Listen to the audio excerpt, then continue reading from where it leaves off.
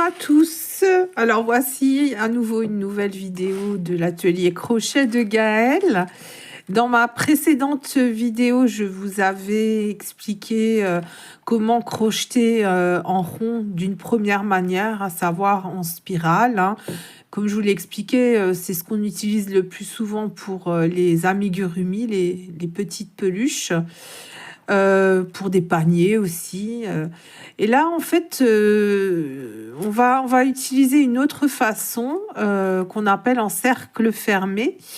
Alors, ne vous inquiétez pas, généralement, dans les tutos, ils vous indiqueront si vous devez crocheter d'une manière ou d'une autre, hein. On vous dira à chaque fois ce qu'il faut faire. Mais voilà, il faut savoir que quand il y a un changement de couleur, c'est toujours plus propre lorsqu'on travaille en cercle fermé, hein. Parce qu'en spirale, vous avez un petit décalage au niveau des rangs qui fait un décalage des couleurs.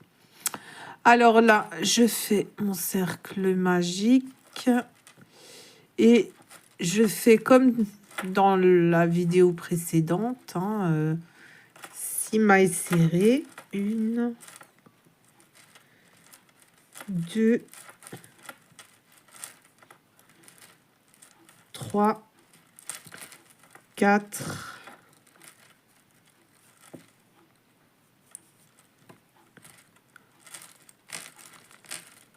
5 et 6.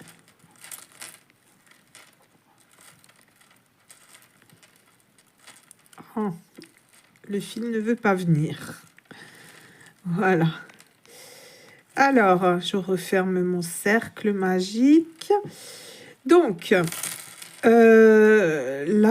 ce qui va se passer, c'est que on va devoir fermer notre tour avant de passer au tour suivant.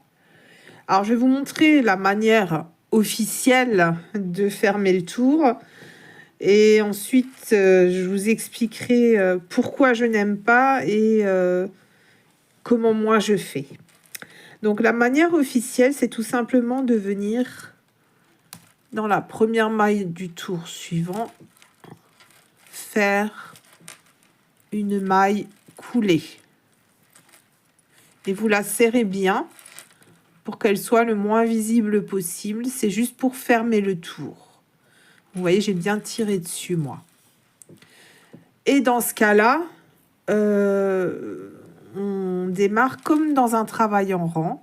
Donc, contrairement au travail en spirale, où on continuait sans s'arrêter chaque tour, là, on fait comme si on démarrait un nouveau rang, hein. On doit reprendre la hauteur de la maille. Donc, on fait une maille en l'air. Si on avait travaillé en demi-bride, on aurait fait 2 mailles en l'air, ou alors avec ma méthode, une maille serrée suivie d'une maille en l'air. Et si on avait travaillé en bride, on aurait fait 3 mailles en l'air, ou selon ma méthode, on aurait fait 2 mailles serrées imbriquées l'une sur l'autre. Donc, et là, je démarre dans la maille où j'ai fait la maille coulée, vous voyez, ici. Là, vous avez la maille coulée qui a été faite. Je repique dans la maille où j'ai fait la maille coulée, donc dans la première maille du rang. Et par sécurité, moi, je mets toujours un petit marqueur. Voilà. Je vais un petit peu rapprocher, zoomer. Voilà. Donc, on continue son rang. Donc, on double les mailles, hein, vous vous souvenez. Au deuxième rang, on double les 6 mailles qu'on avait faites dans le cercle magique. Je ne vais pas réexpliquer, c'est de la redite de la vidéo précédente. Voilà. Donc, je double mes 6 mailles, hein, je fais mon tour.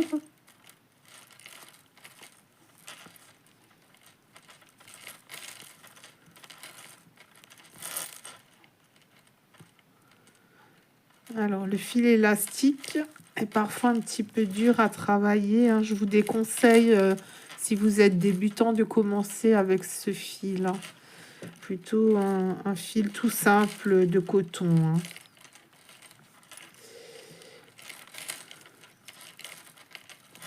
Oh, c'est pas possible. Voilà.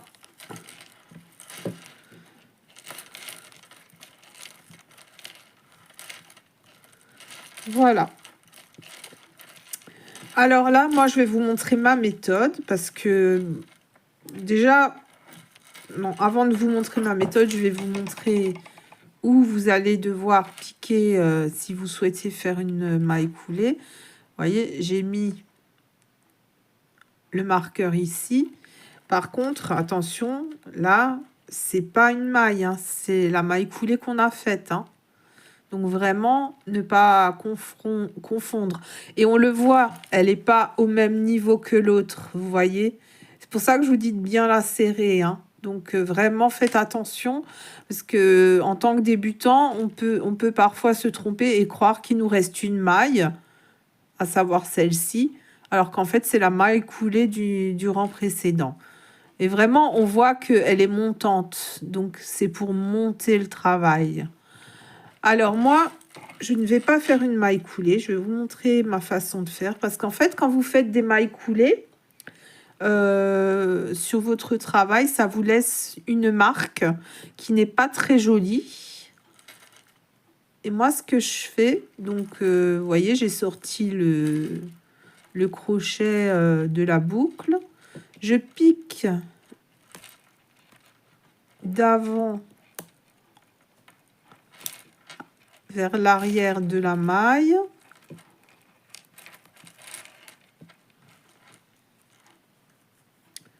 Je reprends ma boucle et je la passe sur le crochet.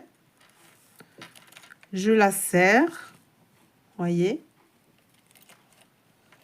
Donc j'ai ma boucle serrée autour du crochet et je la passe à l'intérieur de la première maille. Et ça va éviter que la maille coulée soit visible en fait, parce que c'est ça qui se voit dans le travail quand on ferme avec une maille coulée et qui fait que le travail n'est pas uniforme et n'est pas très joli. Voilà, donc moi tout simplement je ferme de cette manière et comme si j'avais fermé avec une maille coulée, je fais une maille en l'air et là je peux faire ma maille serrée sans problème et je replace mon marqueur.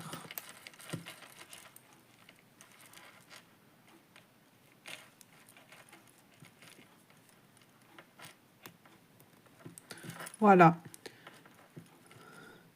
Donc vraiment, en plus, ça vous évite avec cette méthode de vous tromper en éventuellement confondant la maille serrée avec une éventuelle dernière maille à faire. Moi, je préfère largement. Et puis, en plus, le travail est plus joli au final. Voilà. Dans une prochaine vidéo, alors je ne sais pas quand, mais dans une prochaine vidéo, j'ai prévu de vous faire un tuto pour fabriquer un panier. Donc là, on travaillera en spirale. Éventuellement, vous pouvez peut-être, si vous en trouvez, prendre quand même du fil t-shirt, hein, du trapilo. Mais sinon, un gros fil suffira. Ce serait peut-être même mieux pour démarrer simplement un fil qu'on crochette avec un crochet un peu plus important. Et puis, je vous expliquerai comment faire un petit panier rond. Voilà. À très bientôt.